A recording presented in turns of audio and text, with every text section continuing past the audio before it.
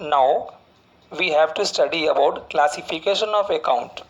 Earlier I told you that classification of accounts, classification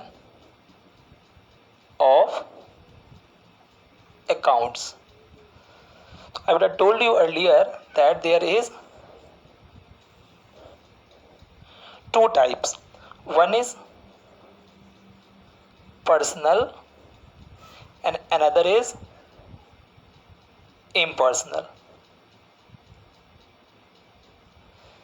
Got it? Personal and impersonal. So firstly we are going to study about personal account. Is it clear? बेटा personal account क्या होता है?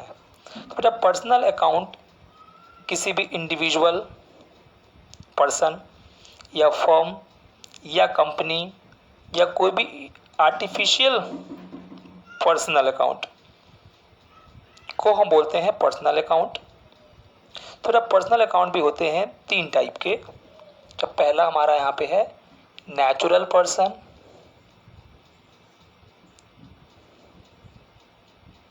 Natural personal.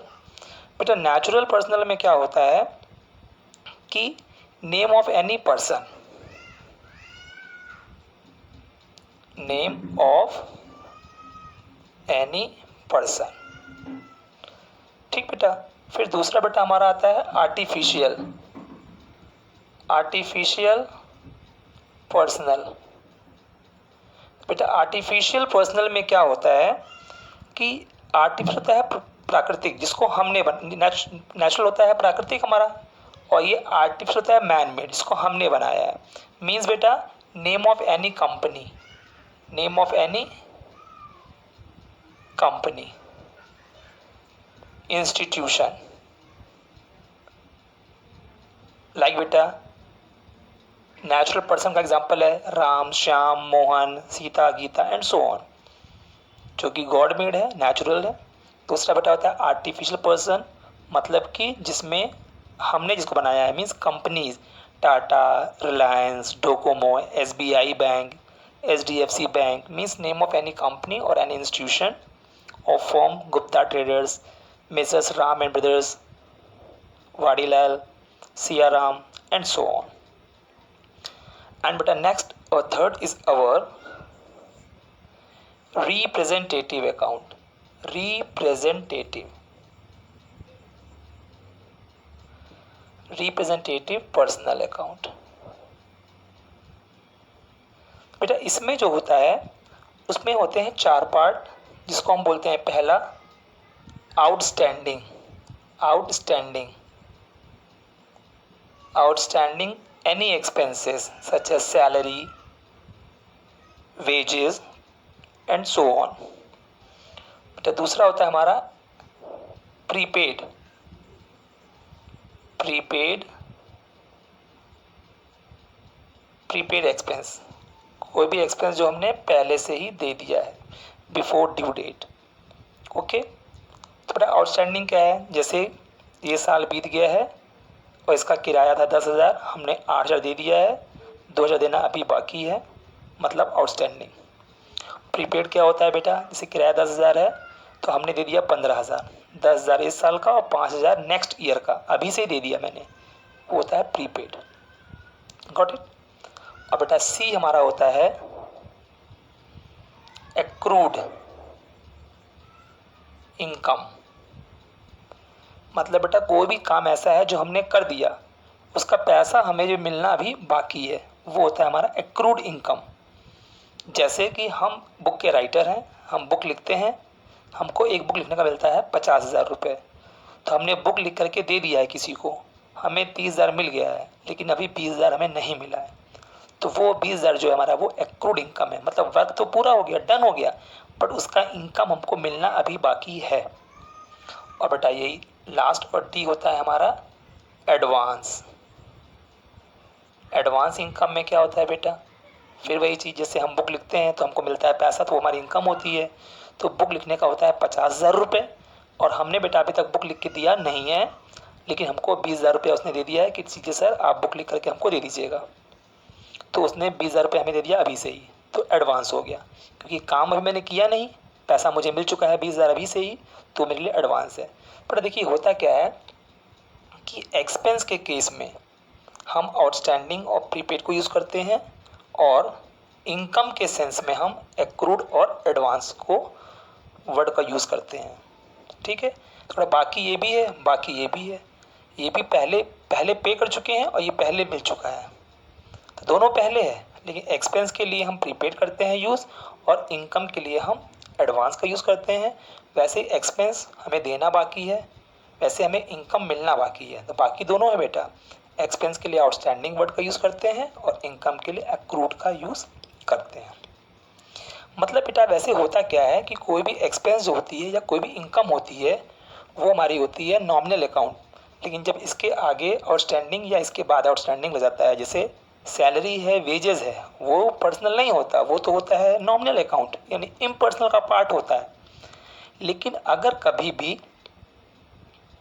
उस nominal account के पहले यानी prefix या suffix या बाद में आउटस्टैंडिंग, प्रीपेड, एक्रूड या एडवांस लग जाता है, तो वो इम्पर्सनल अकाउंट मतलब नॉमिनल अकाउंट बन जाता है पर्सनल अकाउंट।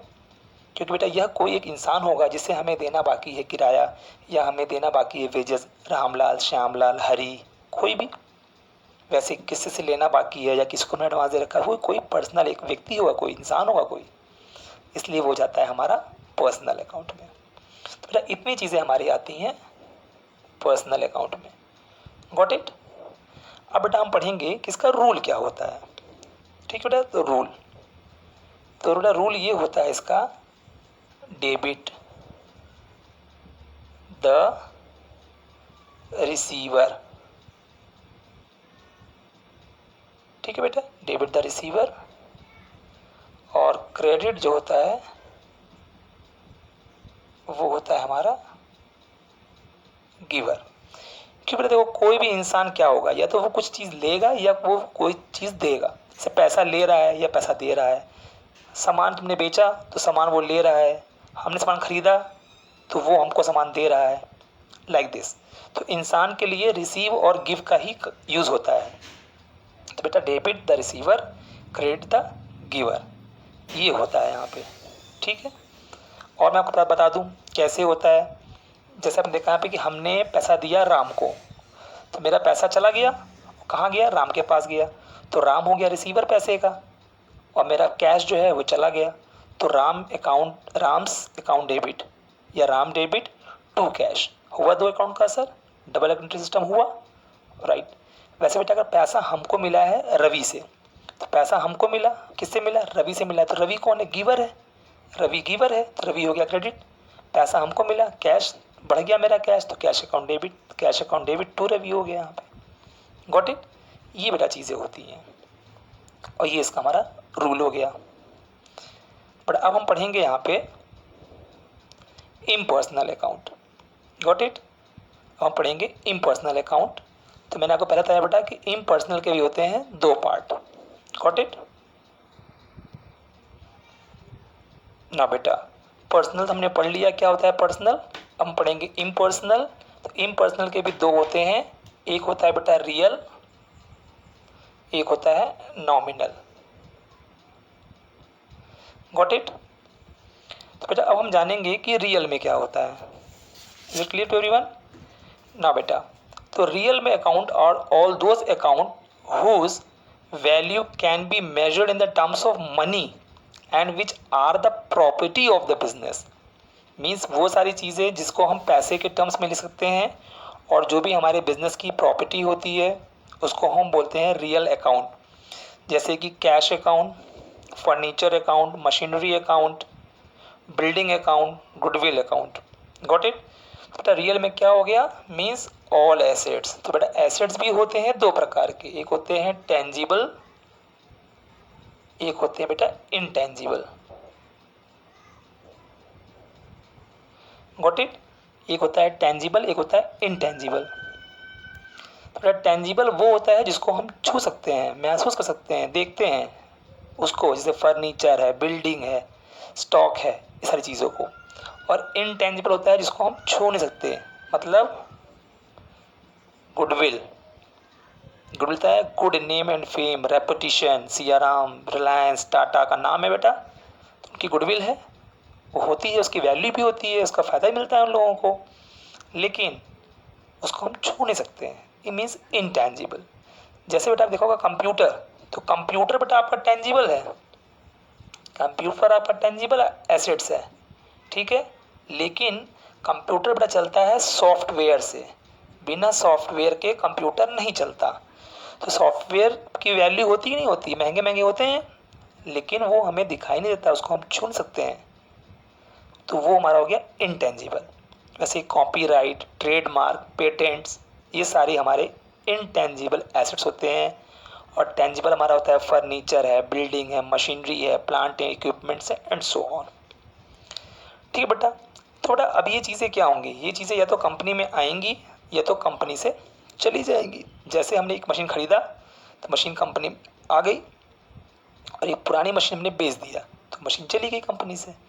तो इसका बेटा क्या बनेगा रूल, तो इसका बेटा बनेगा रूल जो हमारा है वो बनेगा रूल डेबिट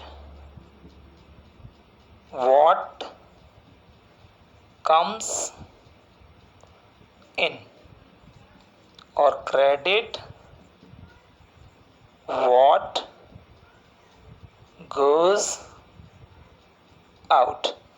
जब कोई भी चीज़ बेटा कंपनी में आएगी तो कहलाएगी डेबिट, और जब कंपनी से चली जाएगी बाहर तो कहलाएगी क्रेडिट। पैसा आया, पैसा मिला, कैश रिसीव हुआ आराम से, तो पैसा आया, कैश आया, इसलिए कैश हो जाएगा डेबिट। और अगर हमने क्या बोला, कैश पेड टू राम, तो हमने पैसा दिया राम को तो पैसा चला गया, कैश गोज आउट तो क्रेडिट। हमने फर्नीचर परचेज किया तो फर्नीचर आया, फर्नीचर डेबिट। और अगर पुराना फर्नीचर हमने सोल्ड कर दिया तो फर्नीचर चला गया, क्रेडिट। फिर देखो बेटा फर्नीचर बेचने में दो चीज़ होगी, पैसा आएगा, फर्नीचर जाएगा। तो आएगा फर्नीचर डेबिट, टू कैश, पैसा चला जाएगा, हुआ डबल डबल एंट्री हुआ, दो अकाउंट इफेक्ट हुए। और अगर मैंने फर्नीचर परचेज किया है तो फर्नीचर आया, पैसा गया हो गया, और वही सोल्ड किया है तो पैसा आया, फर्नीचर चला गया, तो कैश डेबिट टू फर्नीचर, दो अकाउंट इफेक्ट किए, दोनों ही रियल हो गए, ठीक है, दोनों ही इम्पर्सनल हो गए, राइट। अच्छा, यही अगर हमने बेटा फर्नीचर उधार खरीदा, किससे खरीदा, राम एंड कंपनी से, तो राम एंड कंपनी हो जाएगी क्रेडिट क्योंकि वो गिवर है। हमने लिया फर्नीचर, फर्नीचर आया है इसलिए कम से हुआ है debit, furniture account debit to Ram and company, तो एक पर्सनल हुआ एक इम्पर्सनल हुआ, राइट। नाउ बेटा अब हमको ये जानना है कि इससे क्या होता है, ऑब्जेक्टिव क्या है रियल अकाउंट का। तो these account represent the value of various properties owned by a businessman in the terms of money and indicates the financial position of the business. Got it बेटा, तो बताया ना कि दो होते हैं, टेंजिबल और इनटेंजिबल। टेंजिबल बता दिया क्या होता है, बता दिया इंटेंजिबल क्या होता है। टेंजिबल के मैंने बता दिया आपको एग्जांपल्स भी क्या होते हैं, plant, land, building, machineries. Intangible के भी क्या होते हैं एग्जांपल बता दिया मैंने आपको बेटा ना, सॉफ्टवेयर है, पेटेंट्स है, ट्रेडमार्क है, कॉपीराइट है, ठीक है, सॉफ्टवेयर है, पेटेंट है, कॉपीराइट है, ठीक है, ये सारी चीज़ें हमारी जो होती हैं। और पता है मेरे को गुडविल होता है, गुडविल, ये सब भी हमारी इनटेंजिबल्स हैं। गॉट इट, मैंने आपको इसका बता दिया एग्जांपल भी आपको, राइट। अब हम बेटा जानेंगे नॉमिनल अकाउंट के बारे में। गॉट इट बेटा, नॉमिनल अकाउंट क्या होता है बेटा, नॉमिनल अकाउंट्स में सारे एक्सपेंस और इनकम आती है। क्या आती है बेटा, सारे एक्सपेंस एंड इनकम। अब सारे एक्सपेंस और इनकम में क्या आता है बेटा, एग्जाम्पल के लिए commission received, interest received, discount received, तो ये सारे बेटा क्या हो गए, हमारे इनकम हो गए। अगर भैया हमने डिस्काउंट दिया है, किसी को अलाउड किया है, सैलरी पे किया है, वेजेस पे किया है, इलेक्ट्रिक बिल पे किया है, रेंट पे किया है, तो बेटा वो क्या हो गया, सारे हमारे एक्सपेंसेस। Got it. तो बेटा अब हम जानेंगे कि इसका रूल क्या है। तो बेटा रूल में क्या होता है इसका, हमारा जो नॉमिनल का रूल है वो मैं आपको बताता हूँ क्या होता है। तो ये आप देखिए इधर, नॉमिनल का रूल क्या है?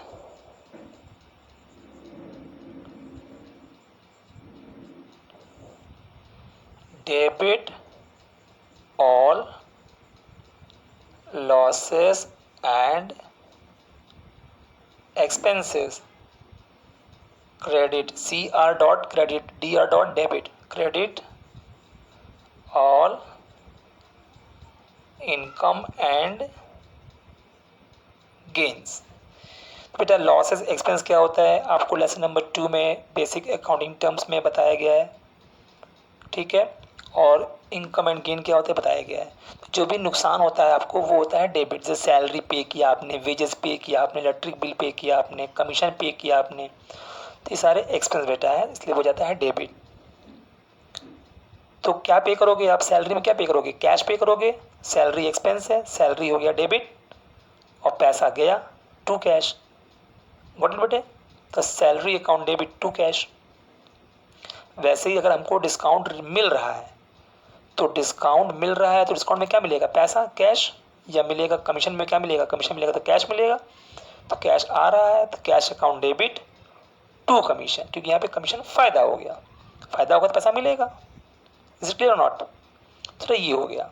अब बेटा आता है हमारा कि ऑब्जेक्टिव क्या है नॉमिनल अकाउंट का। तो बेटा नॉमिनल अकाउंट का जो ऑब्जेक्टिव होता है वो ये होता है कि हम ये जान सकें कि means nominal account are those account which are in name only and which do not really exist. ठीक है, वो एग्जिस्ट नहीं करता। These accounts are open simply to explain the nature of heads for which cash has been paid. In the absence of nominal account, it will be very difficult for the management to know the amount paid separately on account of salary, rent, commission। मतलब बेटा क्या, पैसा गया गया गया खर्च हुआ, लेकिन खर्च किस हेड में हुआ, किस चीज़ में खर्च हुआ, ये जान पाना बहुत ही मुश्किल हो जाता है। भाई खर्च तो हो ही गया ना बेटा, क्या कर सकते हो आप, खर्च तो हो गया, पैसा चला गया। लेकिन नहीं, एक अकाउंटेंट जो अकाउंट को करता है मैनेज, पूरा हिसाब किताब रखता है, उसको यह जानना या यह बता पाना मुश्किल हो जाता है कि पैसा किस हेड में खर्च हुआ है, किस मद में खर्च हुआ है, किस चीज़ के लिए खर्च हुआ है। सैलरी में कितनी सैलरी चली गई, कितना वेजेस चला गया, कितना गया कमीशन, कितना इलेक्ट्रिक बिल गया, कितना रेंट गया, and so on. Is it clear बेटा? तो ये था बेटा हमारा जो हमने पढ़ा आज का, कि हमारे रूल्स क्या हैं पर्सनल, रियल और नॉमिनल के। Got it? I hope it is very easy to understood this chapter and it is the basic for journal entry, because without these rule we unable to make it journal entry. Got it? And बेटा one thing I want to tell you, बेटा जो हमने पढ़ा अभी personal, real, nominal, ये सारी चीज़ें बेटा, ये हमारा एक ट्रेडिशनल मेथड है, ट्रेडिशनल अप्रोच है, जिसको हम गोल्डन रूल के नाम से भी जानते हैं। बेटा बुक में कहीं नहीं लिखा है golden rule, but it is basically known as golden rules. तो गोल्डन रूल क्या होगा, जो कोई पूछेगा तो ये बताना है कि पर्सनल और इम्पर्सनल दो अकाउंट होते हैं, और जो पर्सनल, रियल, नॉमिनल है उसके रूल्स जो बताया मैंने आपको भी 3 रूल्स। पर्सनल का debit the receiver, credit the giver. Real का debit what comes in, credit what goes out. और नॉमिनल का debit all losses and expenses, credit all income and gains. ये तो आपके थे गोल्डन रूल्स और ट्रेडिशनल अप्रोच। अब हम पढ़ेंगे आपका मॉडर्न अप्रोच। Got it? बेटा देखिए, मॉडर्न अप्रोच जो आपका होता है उसमें मॉडर्न में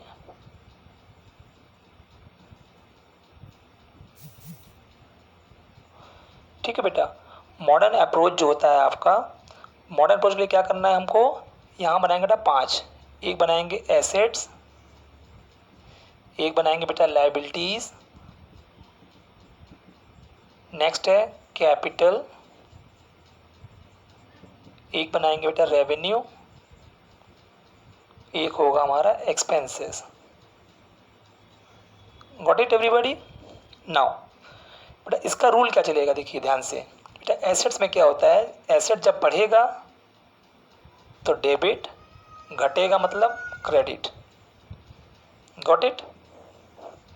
और लायबिलिटी जब बढ़ती है तो बोलते हैं इसको क्रेडिट, घटेगा मतलब डेबिट। तो वैसे ही कैपिटल का भी सेम है, बढ़ेगा तो क्रेडिट और घटेगा तो डेबिट। और रेवेन्यू का भी बेटा सेम है, बढ़ेगा तो क्रेडिट और घटेगा तो डेबिट। और एक्सपेंस का बढ़ेगा तो डेबिट और घटेगा तो क्रेडिट। मतलब कि एसेट्स का बेटा और एक्सपेंस का सेम रूल है, debit plus credit minus, expense का भी है डेबिट प्लस क्रेडिट माइनस, ठीक है। लेकिन लायबिलिटीज़ और कैपिटल और रेवेन्यू का सेम होगा, credit plus debit minus, credit plus debit minus, और रेवेन्यू का भी क्रेडिट प्लस डेबिट माइनस। तो ये हमारा है modern approach. Is it clear? तो learn these things, you able to make a journal entry by both the approaches, traditional approach as well as modern approach. Thank you. I hope you all will enjoy this. Okay. All of you subscribe and like my channel to get more videos. Thank you.